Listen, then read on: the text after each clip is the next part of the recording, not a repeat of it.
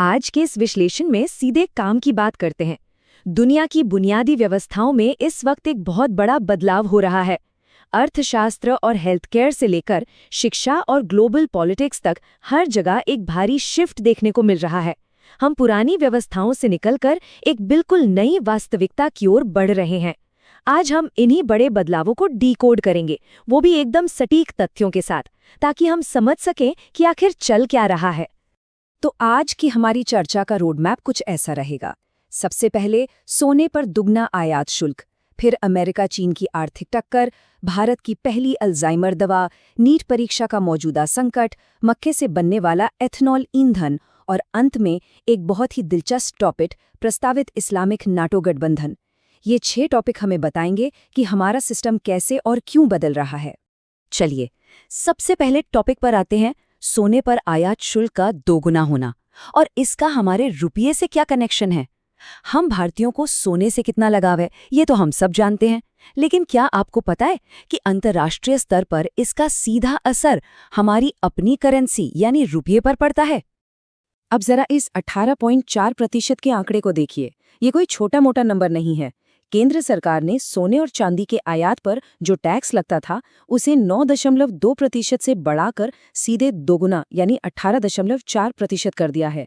सवाल उठता है, आखिर क्यों? जवाब है 71 अरब डॉलर का भारी भरकम इंपोर्ट बिल। जाहिर है, जब हम इतना सारा सोना बाहर से मंगाते हैं तो पेमेंट डॉलर में करनी पड़ती है। इससे डॉलर की डिमांड बढ़ती है, हमारा विदेशी मुद्रा भंडार कम होता है और रुपए की वैल्यू पर भारी दबाव पड़ता है। इसी को कंट्रोल करने के लिए ये कड़ा कदम उठाया गया है। और ये कदम बहुत ही शानदार तरीके से हमें समझाता है कि इकोनॉमी में लिया गया कोई भी फैसला एक तरफा नहीं होता।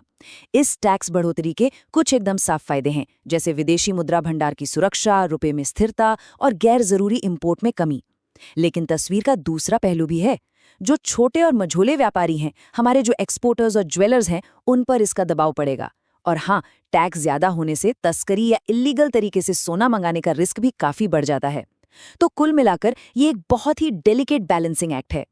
खैर, अब घरेलू अर्थव्यवस्था से थोड़ा बाहर निकलते हैं और ग्लोबल जियोपॉलिटिक्स की बात करते हैं। दुनिया की 2 सबसे बड़ी महाशक्तियां अमेरिका और चीन, इनके बीच जो इकोनॉमिक गैप है वो अब बहुत तेजी से सिकुड़ रहा है। अब इस ग्राफ पे एक नजर डालिए, ये बहुत ही दिलचस्प है। बात 1990 की करें तो अमेरिका की जीडीपी चीन से 15 गुना बड़ी हुआ करती थी। 15 गुना। लेकिन 2026 के जो अनुमानित आंकड़े हैं वो बताते हैं कि ये फासला अब सिर्फ 1.5 गुना रह जाएगा। ये कोई मामूली ग्रोथ नहीं है। चीन ने अपना डोमेस्टिक मैन्युफैक्चरिंग और रिसर्च में जमकर पैसा लगाया है और ये उसी का नतीजा है। एक दौर था जब ग्लोबल रिसर्च में अमेरिका का एक छत्र राज था, लेकिन आज की डेट में ये दोनों देश वैश्विक रिसर्च में लगभग 27% का बराबर योगदान दे रहे हैं। अब आप सोच रहे होंगे कि ट्रेड वॉर और राजनीतिक तनातनी की वजह से ये दोनों देश एक दूसरे से एकदम कट गए हैं, है ना? लेकिन जरा इस लिस्ट को देखिए। दुनिया की सबसे बड़ी कंपनियों के लीडर्स, टेस्ला के एलन मस्क, एप्पल के टिम कुक, ब्लैक रॉक के लैरी फिंक और बोइंग सिटी क्वालकॉम के सीईओ, ये सब हाल ही में चीन के दौरे पर गए थे। ये साफ दिखाता है कि चाहे राजनीति में कितनी भी बयानबाजी क्यों न हो, आर्थिक निर्भरता एक ऐसी सच्चाई है जिससे बचा नहीं जा सकता। अमेरिका को भी अपना बिजनेस बढ़ाने के लिए आज चीन के मार्केट की सख्त जरूरत है। इकोनॉमी से आगे बढ़ते हुए अब हेल्थ केयर सेक्टर में आ रहे एक बहुत बड़े बदलाव की बात करते हैं। भारत में पहली बार अल्जाइमर की एक नई दवा आ रही है और डिमेंशिया के मरीजों के लिए ये एक बहुत ही ऐतिहासिक पल है। इस मेडिकल ब्रेक थ्रू को समझने के लिए हमें पहले बीमारी की जड़ को समझना होगा। देखिए, अब तक अल्जाइमर के जो इलाज थे वो सिर्फ लक्षणों को कंट्रोल करते थे, लेकिन ये नई थेरेपी सीधे एमाइलॉइड बीटा को टारगेट करती है। अब ये एमाइलॉइड बीटा क्या है? ये ब्रेन में बनने वाला एक असामान्य प्रोटीन है जो धीरे धीरे इंसान की याददाश्त और सोचने समझने की क्षमता को खत्म कर देता है। ये नई दवा सीधे इसी प्रोटीन को बनने से रोकती है, यानी ये सिर्फ लक्षणों पर काम नहीं कर रही, बल्कि बीमारी के मूल कारण पर वार कर रही है। हालांकि इस इलाज का प्रोसेस काफी इंटेंसिव है। इसमें मरीज को 18 महीने तक हर महीने 350 मिलीग्राम्स की खुराक दी जाती है। क्लिनिकल ट्रायल्स में ये साबित हुआ है कि बीमारी के शुरुआती चरणों में ये दवा बीमारी की स्पीड को 35% तक धीमा कर देती है। लेकिन हमें इसके रिस्क भी समझने होंगे। ट्रायल्स में कुछ मरीजों के दिमाग में सूजन और ब्लीडिंग जैसे साइड इफेक्ट्स भी देखे गए हैं। और अगर हम खर्च की बात करें तो इस 18 महीने के ट्रीटमेंट की लागत करीब 2 करोड़ रुपए आती है। तो फिलहाल ये इलाज काफी महंगा है। चलिए अब बात करते हैं हमारे एजुकेशन सिस्टम की, और खास तौर पर हाल ही में चर्चा में रहे नीट एग्जाम क्राइसिस की। हम इस मुद्दे को किसी राजनीतिक नजरिए से नहीं बल्कि इसके पीछे के इंफ्रास्ट्रक्चर और लॉजिस्टिक चैलेंजेस के नजरिए से समझने की कोशिश करेंगे।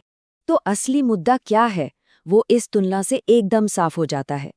एक तरफ है परीक्षा का पुराना ऑफलाइन मॉडल, जहां पेपर प्रिंटिंग प्रेस में छपते हैं, ट्रकों में भर के दूर दूर जाते हैं और सेंटर्स पर मैनुअल तरीके से रखे जाते हैं। मतलब हर कदम पर कोई न कोई इंसान इन्वॉल्व है, और यहीं से पेपर लीक और लॉजिस्टिक गड़बड़ियों का खतरा पैदा होता है। वहीं दूसरी तरफ कंप्यूटर बेस्ड टेस्ट होते हैं। इनमें क्वेश्चन पेपर पूरी तरह एन्क्रिप्टेड होते हैं और सुरक्षित डिजिटल लॉजिस्टिक्स के जरिए सीधे स्क्रीन पर आते हैं। इसमें कोई फिजिकल हैंडलिंग नहीं होती, इसलिए ये ढांचा कहीं ज्यादा सुरक्षित माना जाता है। और यहीं से ये सबसे बड़ा सवाल खड़ा होता है। हमारे देश में करीब 2 करोड़ 40 लाख छात्र इस मेडिकल परीक्षा प्रणाली का हिस्सा हैं। इतनी बड़ी आबादी के लिए सुरक्षित कंप्यूटर बेस्ड टेस्टिंग को लागू करना कोई छोटी बात नहीं है। क्या हमारे पास इतने सारे सुरक्षित कंप्यूटर सेंटर्स हैं? क्या हर दूर दराज के इलाके में बिना रुके इंटरनेट और बिजली की सुविधा है? ये क्राइसिस हमें ये सोचने पर मजबूर करता है कि हम इतने बड़े पैमाने पर एक सुरक्षित और पारदर्शी तकनीकी ढांचा कैसे तैयार कर सकते हैं। एजुकेशन से अब रुख करते हैं कृषि और पर्यावरण की तरफ, जहां एक और बड़ा ट्रांजिशन हो रहा है। हम बात कर रहे हैं मक्के से बनने वाले इथेनॉल ईंधन की। हमारे देश में पेट्रोल के साथ 20% इथेनॉल मिलाने का जो लक्ष्य रखा गया है, उसके लिए अब तक हम मुख्य रूप से गन्ने पर निर्भर थे। पर गन्ने के साथ एक बड़ी दिक्कत है, इसे उगाने में बहुत ज्यादा पानी लगता है और इसका फसल चक्र भी काफी लंबा होता है। यहीं एंट्री होती है मक्के की। गन्ने और मक्के की ये तुलना साफ बताती है कि इंडस्ट्री मक्के की तरफ क्यों शिफ्ट हो रही है। मक्के को पानी कम चाहिए, ये जल्दी तैयार होता है, और सबसे बड़ी बात, राजस्थान जैसे सूखे इलाकों में भी इसकी खेती आसानी से की जा सकती है। और ये शिफ्ट कितने बड़े लेवल पर हो रहा है उसे जरा इस नंबर से समझिए। 333 करोड़ लीटर, ये वो विशाल मात्रा है जो अब अनाज से बने इथेनॉल से पैदा की जा रही है, और इसमें मक्के का बहुत बड़ा रोल है। ये कमाल की बात है कि कैसे खेती का एक साधारण सा बदलाव देश की एनर्जी ज़रूरतों को सीधे तौर पर पूरा कर रहा है और बाहर से आने वाले महंगे ईंधन पर हमारी निर्भरता को कम कर रहा है। अब चलते हैं अपने आखिरी टॉपिक की तरफ।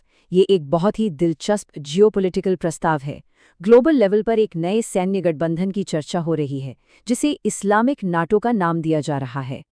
अगर भविष्य में ये गठबंधन असलियत में बनता है तो ये 4 देश इसके मुख्य पिलर्स होंगे, और हर एक देश अपनी अपनी खास ताकत लेकर आएगा।